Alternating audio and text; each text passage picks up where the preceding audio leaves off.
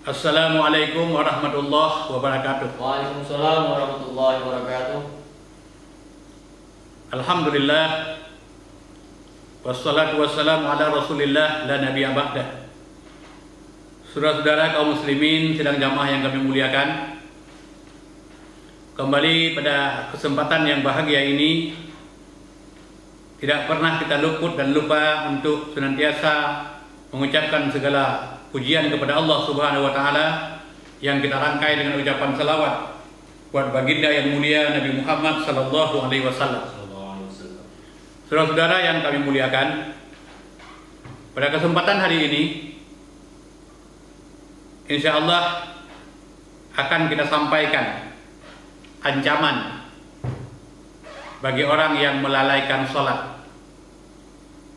Mari kita perhatikan firman Allah Subhanahu wa taala di dalam Al-Qur'an Karim pada surat Al-Ma'un ayat yang keempat dan ayat yang kelima. Fawailul lil musallin alladzina hum fi salatihim sahun. Fawailul lil musallin, maka celakalah bagi orang-orang yang sholat. Kan sesuatu yang sangat menakutkan, sesuatu yang sangat mengerikan. Kenapa saya katakan menakutkan dan mengerikan? Orang yang sholat saja diancam oleh Allah Subhanahu wa taala dengan ancaman neraka wail. Bagaimana dengan orang yang tidak sholat? Maka kepada saudara-saudara yang selama ini mungkin disibukkan dengan segala macam urusan, dengan segala macam kepentingan, sesibuk apapun, sholat 5 waktu jangan ditinggalkan. Karena ini kewajiban badaniyah yang diwajibkan oleh Allah kepada setiap kaum muslimin, dan disitulah nanti akan terbukti bahwa semua pekerjaan baik atau tidak ditentukan oleh sholat yang kita lakukan. Maka pada kesempatan ini kembali kita lihat yang pertama, bahwa Allah Subhanahu wa taala mengawali ayat ini dengan fa. Huruf fa adalah punya rangkaian, punya hubungan dengan ayat sebelumnya. Makanya kalau kita lihat di penjelasan lebih lanjut, pada ayat yang pertama, ayat yang kedua, ayat yang ketiga itu turunnya di Makkah. Ayat keempat dan seterusnya dalam surat ini turunnya di Madinah. Fawailul lil musallin, maka neraka wail. Kita lihat penjelasan selanjutnya. Yang pertama, ada para ulama menerjemahkan wail itu adalah tempat penyiksaan. Tempat penyiksaan adalah ada tempat, salah satu jenjang di dalam neraka nanti pada hari kiamat, atau ada tingkatan, itu wail. Nah, kemudian ada juga ulama yang menafsirkan yang dikatakan dengan wail adalah kebinasaan atau kehancuran atau kecelakaan. Kebinasaan, kehancuran, dan kecelakaan ini diakibatkan karena manusia melakukan pelanggaran terhadap ketentuan dan syariat yang ditentukan oleh Allah Subhanahu wa taala. Nah, kemudian lanjutan ayat ini. Fawailul lil musallin. Allah menyebut lil musallin. Lil musallin atau al musallin adalah pelaku atau pelaksanaan salat yang dilakukan tidak khusyuk, tidak sempurna, tidak memenuhi kaifiat salat yang diajarkan oleh Rasulullah SAW. Jadi dia melaksanakan salat apa adanya, sehingga tidak mendatangkan sebuah kesempurnaan dari pelaksanaan salat yang dia kerjakan. Jadi berbeda. Kadang Allah menggunakan kalimat yang diawali dengan aqimus shalah. Biasanya pada ayat yang diawali, yang disebut oleh Allah dengan aqimus shalah, itu menunjukkan bahwa sebuah kesempurnaan di dalam pelaksanaan salat. Lalu ayat selanjutnya, alladzina hum fi salatihim sahun. Neraka wailun bagi orang-orang yang salat. Siapa mereka? mereka adalah orang-orang yang lalai dalam sholatnya. Bagaimana lalai dalam sholatnya? Kita lihat beberapa penjelasan dari para ulama tafsir yang berkenaan dengan lalai dalam sholat. Yang termasuk dalam kategori lalai ada beberapa tingkatan. Yang pertama, orang sholat Allahu Akbar, apa yang lalai? Lalai hati. Hatinya itu dia sholat, dia ibadah bukan karena Allah, tapi ada yang diharap selain daripada Allah Subhanahu wa Ta'ala. Itu dalam kehidupannya sering sekali. Biasanya kita lihat menjelang pilkada, banyak calon-calon bermunculan di masjid di mana-mana. Kadang-kadang hari Jumat, kadang-kadang waktu-waktu sholat berjamaah. Tapi begitu selesai arena pertarungan, sudah nggak pernah muncul lagi di masjid. Kalau di kampung-kampung biasanya kadang-kadang ada orang mau pesta bulan depan, tahu-tahu muncul di masjid. Jadi hatinya lalai. Jadi hatinya bukan karena Allah Subhanahu wa Ta'ala.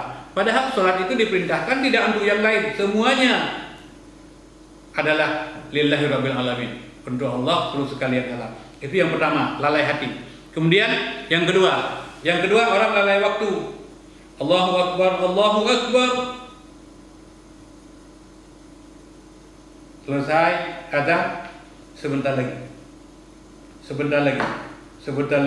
Menjelang matahari terbenam baru berwudu. Mungkin sempat rakaat pertama sebelum matahari terbenam. Rakaat selanjutnya sudah matahari terbenam. Di sholatnya tinggal matuk-matuk. Seperti ayam patuk makanan. Jadi ini orang yang dikategorikan sahun karena dia melalaikan waktu. Kemudian yang ketiga melalaikan kaifiat tata cara sholat. Makanya kalau kita lihat Rasulullah SAW dalam mengajarkan sholat luar biasa seriusnya. Maka sungguh sayang kalau hari ini umatnya membiarkan seolah-olah tidak menghargai apa yang dilakukan oleh Rasulullah SAW. Mimbar Rasulullah lebar, terbuka. Jadi kalau Rasulullah mengajarkan sholat kepada para sahabat, Rasulullah naik ke atas mimbar. Rasulullah mengajarkan bagaimana takbir sampai selesai. Sampai Rasul mengatakan sallu kama ra'aitumuni usalli. Salatlah engkau sebagaimana engkau melihat aku salat. Jadi begitu seriusnya Rasulullah sallallahu alaihi wasallam. Jadi lalai dalam hal kaifiat.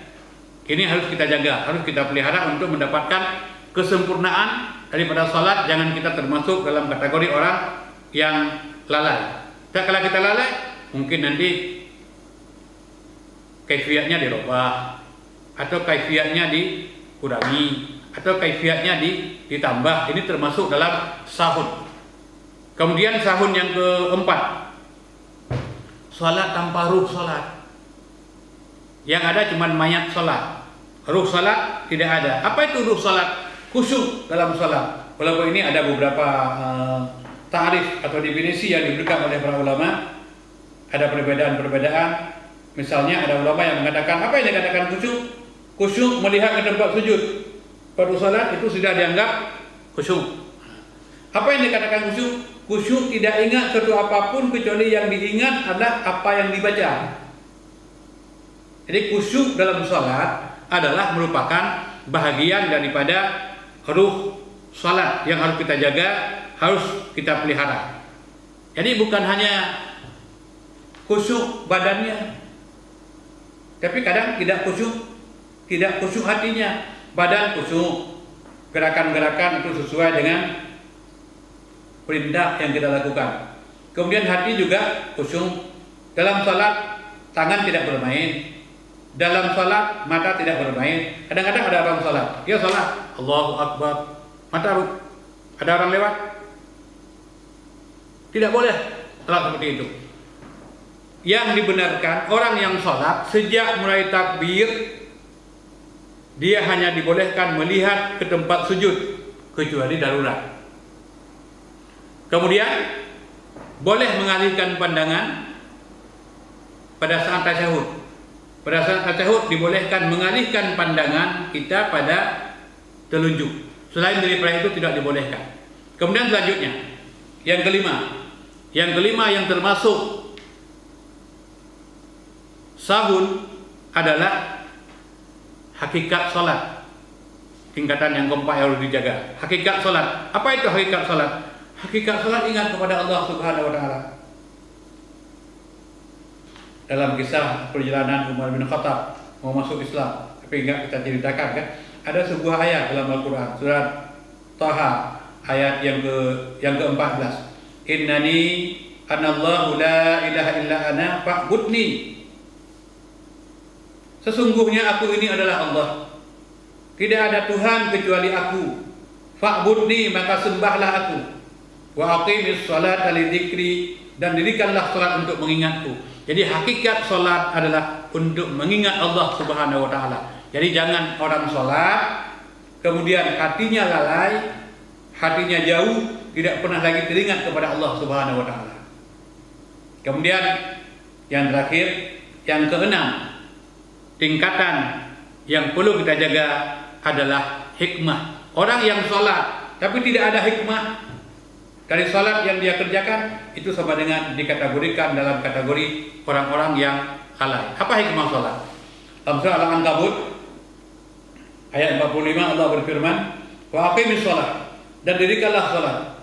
Inna sholata tanha anil fahsya'i wal munkar. Sholat yang benar, sholat yang ada hikmah adalah seseorang yang melaksanakan sholat, selesai sholat dikerjakan, yang bersangkutan terhindar dari semua pekerjaan keji dan semua pekerjaan yang mungkar. Maka sholat yang kita kerjakan harus betul-betul kita konsentrasi pada ketentuan sesuai dengan syariat, supaya kita tidak termasuk dalam kategori orang yang lalai. Jadi karena ancaman itu sangat besar.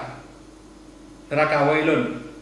Kepada siapa? Kepada orang yang lalai dalam sholatnya. Maka yang sangat penting bagi kita adalah mari kita pelajari kembali bagaimana ilmu, tata cara dalam melaksanakan sholat sehingga melahirkan sholat yang benar, sholat yang sesungguhnya. Karena di balik sholat yang benar kita punya ikatan dengan Allah Subhanahu wa Ta'ala, dan punya ikatan dengan Allah nanti akan menjadi sebuah janji yang abadi. Orang yang sholat dengan benar akan dimasukkan ke dalam surga nanti pada hari kemudian adanya. Mudah-mudahan kita yang hadir pada malam hari ini termasuk calon-calon ahli surga yang nantinya kita akan dimasukkan ke dalam surga karena kebenaran sholat yang kita amalkan hari ini. Lebih kurang mohon maaf.